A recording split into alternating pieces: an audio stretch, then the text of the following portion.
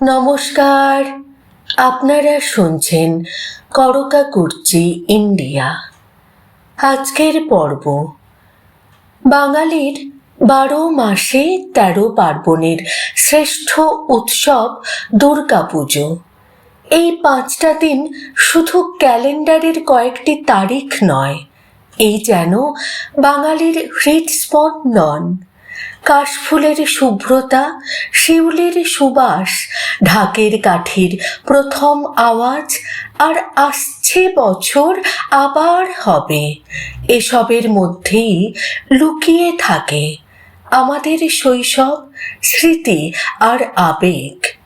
আজকের দিনে আমরা থিমের চমক, আলোর ঝলকানি আর কোটি কোটি টাকার মণ্ডপ নিয়ে আলোচনা করি, কিন্তু এমনও এক সময় ছিল যখন কলকাতার সবচেয়ে বিখ্যাত দুর্গাপুজোর আকর্ষণ ছিল না বিশাল প্যান্ডেল, না অভিনব থিম।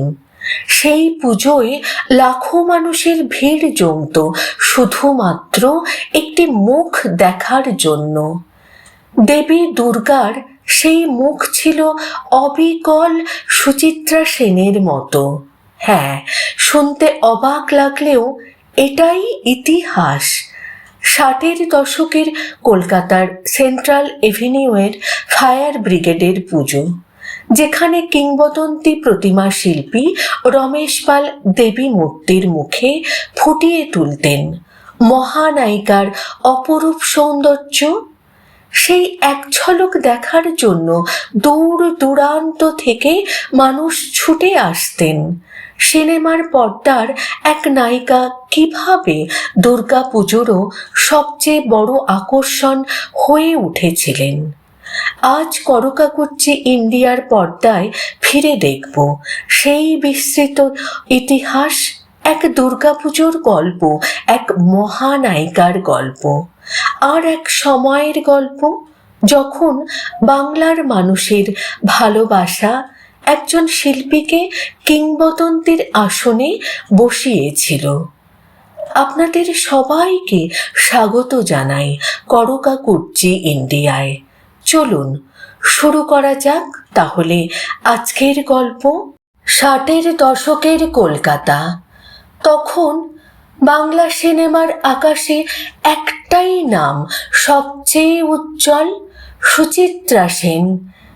তিনি শুধু নায়িকা নন, তিনি ছিলেন এক সাংস্কৃতিক বিস্ময়। তার নতুন ছবি মানেই প্রেক্ষাগৃহে হাউসফুল। তার হাসি, তার চোখ, তার ব্যক্তিত্ব সবই মানুষের কাছে এক মোহ। এই সময়েই মধ্য কলকাতার সেন্ট্রাল এভিনিউয়ে কলকাতা দমকল বাহিনীর দুর্গাপুজো হয়ে ওঠে শহরের সবচেয়ে আলোচিত পুজো। আজ আমরা যাকে মেগাস্টার পুজো বলি, সেই ধারণার সূচনা যেন হয়েছিল এই পুজো থেকেই। কিন্তু কেন?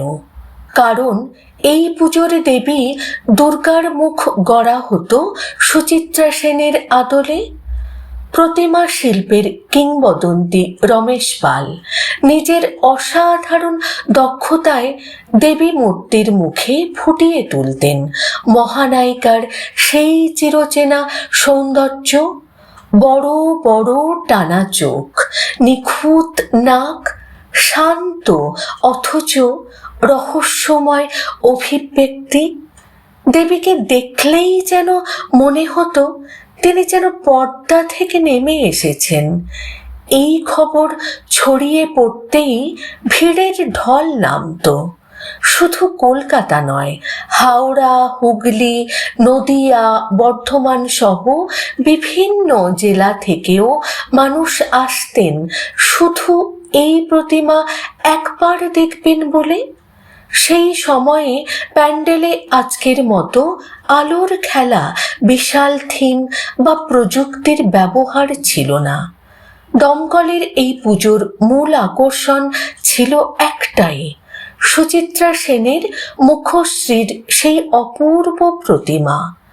লোকমুখে এই পুজো পরিচিত হয়ে ওঠে ফায়ার ব্রিগেডের পুজো বা দমকলের পুজো নামে।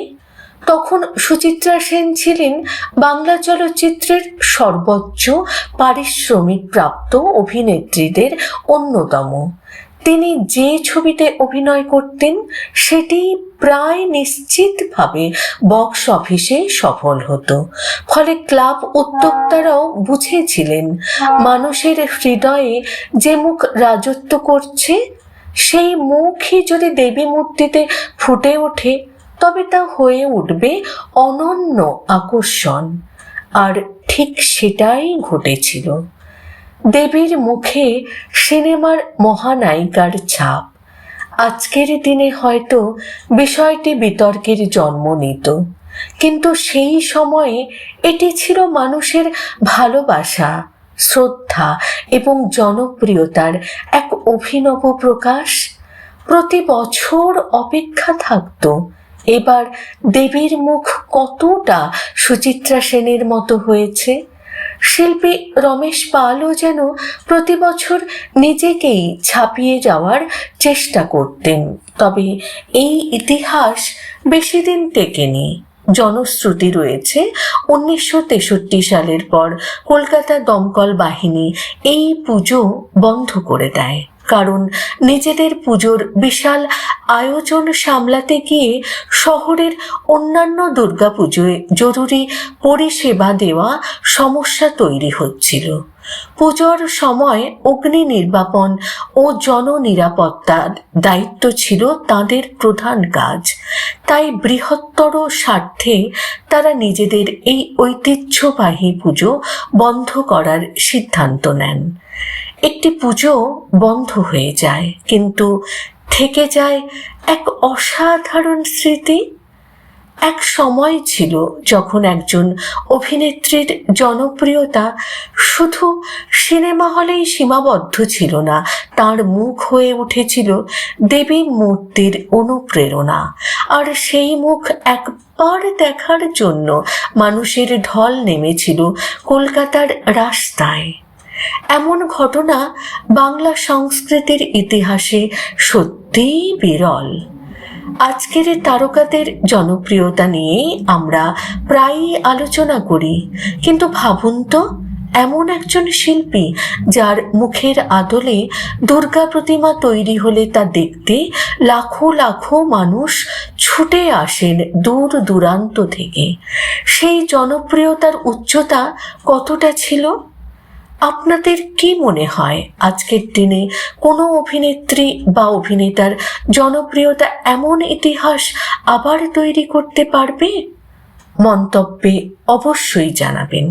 ভিডিওটি ভালো লাগলে লাইক করুন, প্রিয়জনদের সঙ্গে অবশ্যই শেয়ার করুন এবং বাংলা চলচ্চিত্রের এমনই বিস্তৃত ইতিহাস জানতে সাবস্ক্রাইব করুন করকা কুর্চি ইন্ডিয়া। আবার দেখা হবে নতুন এক অজানা গল্প নিয়ে। নমস্কার।